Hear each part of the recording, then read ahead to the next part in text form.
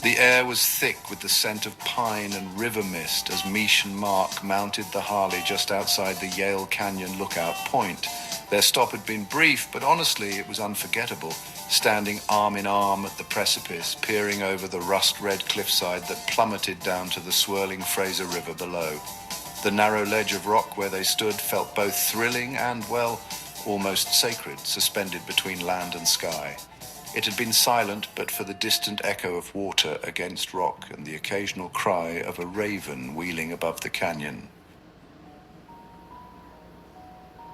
Now, with the engine revving beneath them and helmets secured, they began the next leg of their ride, Yale to Jackass Mountain, along the Trans-Canada Highway, which is really one of the most iconic stretches in British Columbia. The sun was angled just enough to warm their backs, casting long golden slats across the highway and bouncing off the curves of the canyon walls like shards of fire. The Harley roared to life, surging forward with a sense of purpose and freedom that honestly only open road and raw beauty could inspire. Feels like we just rode out of a dream. Welcome to Act 2. They twisted along the cliffside highway, the Fraser Canyon opening and closing like the jaws of a sleeping beast. Granite walls towered on either side of them, streaked with mineral veins and water trails that told of centuries of erosion and upheaval. Down below, the Fraser River, wide, wild, and restless, snaked through the gorge, sometimes just a stone's throw from the highway, other times hundreds of feet below, caught between shadows. The road itself was carved into the rock, curling and dipping with the rhythm of the terrain. At times it felt more like a roller coaster clinging to the edge of the world than a highway. Trucks rumbled past in the opposite direction, some hauling logs, others fuel, their sheer size making Mich flinch inward instinctively. But Mark held his line steady, seasoned hands firm on the handlebars. The temperature was perfect for a ride, around 19 degrees Celsius, or 66 degrees Fahrenheit. Crisp and clear with a soft breeze that occasionally turned wild when the canyon narrowed. The wind tore through Mich's jacket vents and whistled under her helmet. She opened her arms for a moment and yelled, "I feel like a bald eagle," Mark called back. "You look like a disoriented pigeon," Mich protested. "Hey, I'm majestic," and Mark replied, majestically awkward. Before Mich and Mark even caught sight of the looming mouth of the Alexandra Tunnel, their ride from Yale along the Trans-Canada Highway was already turning into a visual masterpiece. An unfolding tapestry of wildly changing scenery that whispered stories of time, geology, and grit. The Fraser River was still roaring beside them, foaming with glacial melt and tinted a deep jade green. Mich, seated behind Mark on the Harley, had her gloved fingers lightly pressed against his sides, not because she needed balance, but because the view had already stolen her breath. Towering cliff faces lined one side of the highway, their sheer verticality intimidating and awe-inspiring. These natural stone guardians were ancient, some still bore scars from blasting when early road builders carved the path through the mountain. You could see the drill marks and sediment layers, exposed like geological birth certificates. On the opposite side, the river's course continued to wind and shimmer below. Between them and the water was a sprawl of tall pines, Douglas firs and western red cedars, their shadows long and soft across the terrain. Small, flattened spaces occasionally revealed old landslides, nature's brutal reminders of the region's instability. In some spots, the highway clung to the cliff's shoulder so tightly that a glance down would reveal the skeletal remains of rusted-out vehicles, long lost to time and misjudgment. The vegetation began to shift subtly the farther south they went. Where once the greenery was dense and moist with underbrush, it started to thin into dry forest, with sage and wild grasses poking between exposed rock. These transitions hinted at the rain shadow effect, where the mountainous terrain blocks moisture from the Pacific, leaving one side lush and the other semi-arid. The Fraser Canyon was a battleground for these clashing ecosystems. Every curve brought a new view, One moment, Mich could see a ribbon of railroad track winding along the opposite riverbank, hugging the stone as closely as the road they rode. A freight train in the distance moved like a mechanical snake, its horn long and mournful, echoing between the canyon walls. The sight made her feel small, but not insignificant, more like part of something vast and living. Mark's voice buzzed into her helmet. "Check out the hoodoos to the left. See 'em? These are unreal. You could make a whole movie scene here, or get eaten by a mountain cougar while filming it. You're such a vibe killer." They zipped through a stretch of road lined with dry yellow grasslands where the pines gave way to squat junipers and the air took on a slight mineral tang like hot stones after rain. Small creeks crisscrossed under the highway, dry now in late summer, but lined with pebbles and driftwood that told tales of springtime floods. Occasionally, wooden signs popped up for historical markers, places like China Bar or Saddle Rock, each with their own place in Gold Rush history. But the duo didn't stop. The Harley had its own rhythm now, and the landscape was feeding their momentum. To their right, the Fraser River widened and deepened, becoming slower and more commanding. Cliffs towered higher as the road rose, the light shifting to an amber hue as the canyon narrowed again. Crows and hawks circled overhead, and here and there Mich could spot eagles perched high above in dead trees, surveying the water below for fish. Then came the hanging rock ledges, the kind that make you lean slightly left, instinctively, even though you're protected by the road. These were the parts of the drive that made the Harley feel both powerful and fragile. On one side, raw rock with streaks of iron. On the other, nothing but air and space until you hit the river, hundreds of feet below. I keep expecting a goat to pop out and challenge us to a duel. I already told you, if we meet a goat up here, I'm joining his tribe. You're on your own. They passed a few smaller tunnels, narrow rock cuts blasted through in the early 1900s with no lights inside, just natural dark, and the eerie sound of their engine echoing off wet stone. It was like riding through the lungs of the canyon itself. And finally, after a long curve that took them up along a ridge with sweeping views westward, they saw it, the wide, rounded entrance of the Alexandra Tunnel, black and waiting like the gate to a mythic realm. Above it, the rock glowed in late afternoon light. Around it, vegetation clung stubbornly to cracks and ledges. This was the modern tunnel, short but stark, and right after it, the old Alexandra Bridge could just barely be glimpsed from the road. A skeleton of iron and history draped across the river like a forgotten crown. Ready for the leap into the belly of the beast? The Harley rumbled forward, its headlight blinking as they crossed into the tunnel's deep shadow, leaving behind the kaleidoscope of shifting wilderness, at least for a moment, and preparing for the grandeur that still lay ahead on the other side. As they entered the Alexandra Tunnel, carved directly into a stubborn wall of rock, Mark slowed slightly. The tunnel looked like the open mouth of a darkened cave, and as they entered, everything was swallowed by shadow.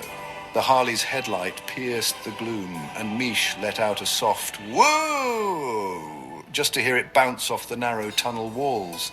They emerged seconds later into a burst of sunlight that spilled across the highway in dazzling streaks. The contrast made her blink. Coming out of the tunnel, they passed over one of several bridges, aged but sturdy, spanning tributaries that fed into the Fraser. On their left, Mich pointed out a crumbling telegraph pole, a relic of the Caribou Wagon Road days when this same treacherous route had been a lifeline for miners and mule trains. The Harley growled to life beneath them, the sound swallowed almost immediately by the vast echoing walls of the Fraser Canyon. With the wind pressed hard against their layered jackets and the sun climbing steadily above the jagged horizon, Mich and Mark rode out of the Alexandra Tunnel and began their next stretch along the Trans-Canada Highway, a route carved into some of the most dramatic terrain British Columbia had to offer. They didn't plan on stopping, not now, not through the feral beauty of Hell's Gate, nor the sleepy pulse of Boston Bar, nor the open quiet of Canyon Alpine and Boothroyd. This ride was momentum, and both of them felt it in their bones. The canyon narrowed sharply as they approached Hell's Gate, the river tightening into a furious churn. Mich held her breath for a second, peering over Mark's shoulder to the left, where the Fraser River squeezed between stone cliffs that rose vertically from the water, walls that looked like they'd been split by an axe swung by a giant. The thunder of the river echoed like distant war drums. Mich said, "Look at that, it's like the Earth's throat is choking." Mark replied, "That's basically what it is. Did you know more water passes through Hell's Gate every minute than through Niagara Falls?" "No way," Mich responded. "Yep," Mark continued. "Tightest pinch point on the Fraser, 200 million gallons per minute at spring melt. It's a hydraulic monster." She leaned slightly, trying to catch a better glimpse through the gaps between the cliffs and the metal rails. On the far side of the gorge, she could just barely make out the iconic red Hell's Gate air tram gliding across on its cable, like a tiny lifeboat suspended above chaos. The building below it looked dwarfed, hugging the cliffside in desperation. "Imagine being the first explorer to find this place. I'd have turned around and gone home." Mark said, "You would have made a great fur trader," Mich replied, "only if the furs were vegan." The Harley roared on, cutting a path along the winding curves as the highway clung to the canyon's edge. As they moved south, the sheer cliffs gave way to more open hillsides. Pockets of golden grass and scrubby pines began to pop up along the slopes, dancing gently in the breeze. The sky stretched wide and cloudless above them now, a rich, endless blue that wrapped the canyon like a dome. The terrain shifted again as they passed into the outskirts of Boston Bar, a small town that almost appeared without warning. Rusty pickup trucks were parked at odd angles near tired-looking buildings. A general store with faded signage stood on the left, and a gas station on the right blinked lazily in the sun. A group of older locals sat out front, heads turning slightly as the Harley rolled by, low and rumbling. "Welcome to Boston Bar. Population vibes. It's cute in that this town has seen some things kind of way." The town was named during the Fraser Canyon Gold Rush, Mark remembered, named by American miners who had segregated the camps during the Gold Rush days. Boston Bar for those from the United States, and nearby Yale for the British. These mountains had once thundered with gold fever, railroads, and dynamite. Now they just hummed quietly with history. Soon the buildings fell behind them, swallowed again by nature. The road twisted and rose, flanked by arbutus trees with peeling cinnamon-colored bark and dense patches of sagebrush. Dust blew up in tiny clouds where gravel met asphalt. Mich said, "I keep thinking how different this would feel in a car." Mark replied, "You mean boring?" And then Mich responded, "No, just less alive. You feel everything on a bike. The temperature drops, the wind, the smells." Mark asked, "Right? Like when we passed that cedar grove back there?" "You caught that scent?" Mich answered. "Yeah, like wet wood and earth. I wish I could bottle that." The wind picked up again, cooler now as they began climbing once more. The river reappeared at intervals to their left, sometimes calm, sometimes raging, always stubborn. The Harley hugged the road with ease, tires gripped to the pavement with decades of engineering behind them. It wasn't just a motorcycle, it was a dance partner, a trusted ally.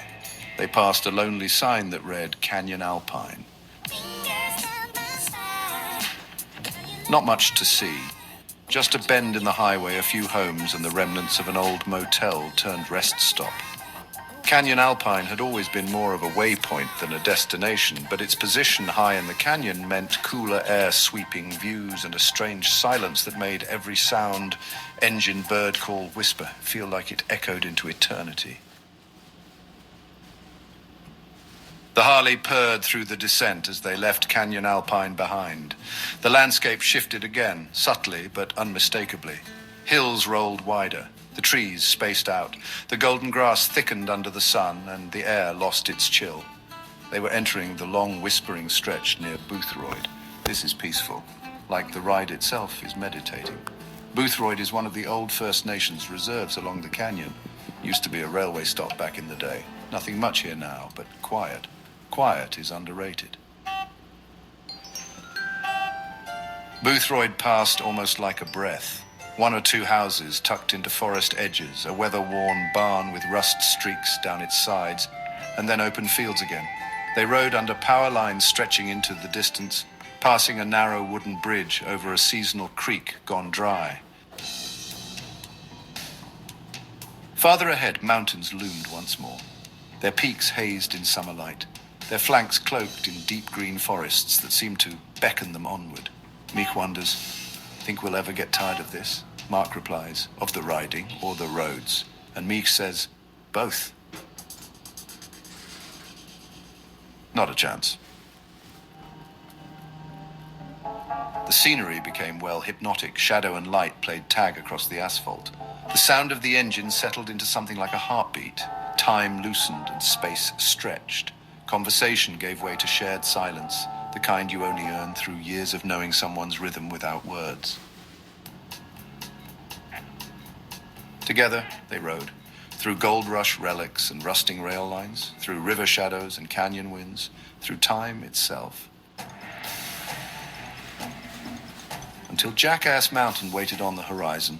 Another legend, another challenge, another stretch of road to share beneath the same impossible sky. You think we could have done this ride on horseback? Not with your saddle complaints on that 3-hour trail ride in Kelowna. That was different. That horse had attitude. That horse was traumatized by your constant selfie taking. More laughter. They rounded another bend, and suddenly the road narrowed, snuggling tightly against a ledge of rock. A steep drop opened to the right, exposing the twisting canyon far below. There were no guardrails here, just a gut-churning view and a thrill that grabbed the spine. The sound of the Harley changed. Less echo, more vibration, as the air thinned slightly and the trees grew sparse, replaced by clusters of dry brush and golden grass. The scenery shifted dramatically. They had officially crossed into a drier zone. The lush pines began giving way to more rugged terrain, sparse junipers, cliffside moss, and crumbled shale. The temperature ticked up just slightly. Wildflowers bloomed defiantly from between the rocks. Yellow balsam root and Indian paintbrush bursting like celebratory confetti against the otherwise harsh landscape. We're getting higher, aren't we? Yep, we're heading into the belly of Jackass country. You say that like it's a royal court. It kind of is, a royal court of fools with mules. He was right, historically speaking. The stretch of road leading to Jackass Mountain was, honestly, infamously dangerous back in the 1800s. Miners led stubborn mules along these impossibly narrow trails where, just one wrong step meant a deadly fall. The name Jackass Mountain wasn't meant to be funny at all. It was, a grim shorthand for just how many poor animals, and sometimes even their handlers, had met their fate there. Mich snapped photos with her GoPro, mounted now on her shoulder, and tried her best to keep the lens steady as they cruised around the tighter bends. But the Harley vibrated just enough, and honestly, the landscape moved far too wildly to capture it all. She gave up, eventually letting her memory do the keeping. We should have done this in a helicopter. You panic on Ferris wheels. That was one time, and it was windy. A long silence passed as the road carried them forward, higher still. Clouds moved in gentle waves above the canyon rim, brushing the peaks like wandering thoughts. Birds circled lazily in the sky, hawks, maybe even an eagle, and the trees were so still that it felt like the whole canyon was holding its breath. Then they saw it. Jackass Mountain, rising to their left, massive and raw, its face etched by centuries of weather and history. The road curved around it tightly, a coiling serpent of blacktop against grey rock and tan dust. It was here that the terrain looked the most menacing and the most majestic. Mark didn't respond. He was focused now, and she respected that. The bike slowed just slightly as the cliff's edge fell away again. Another dizzying drop, no more than a meter from the road's edge. The Fraser, now far below, glinted like a sliver of mirror tossed through the wilderness. For several minutes, neither of them spoke. They rode the ridge in silence, like pilgrims crossing some sacred line. Only the wind spoke now, and it spoke in long, sweeping murmurs, pressing against their backs and cheeks as the Harley climbed the final winding ascent. Finally, Mark brought the bike to a slow stop at a designated pull-off, not a formal stop, but just wide enough for safety. They dismounted slowly, stretching their legs and arms as their boots met gravel. The view? Absolutely spellbinding. In front of them, the Fraser Canyon opened into a vast theater of shadows and golden light, with mountains stacked like giants and clouds hovering like old spirits. Mark did not want to miss this second opportunity to absorb the beauty of the Fraser Canyon, southeast of Lytton, British Columbia. He had every intention of climbing over the guardrail again, but Mich was not aware of this. He knew he had to get a closer look of the terrain. Mich was nervous when she noticed what he was about to do. Worth it? Mich looked at him. She smiled sheepishly, as she knew, based on that look in his eyes, he was about to take her with him, a risk she was scared to take.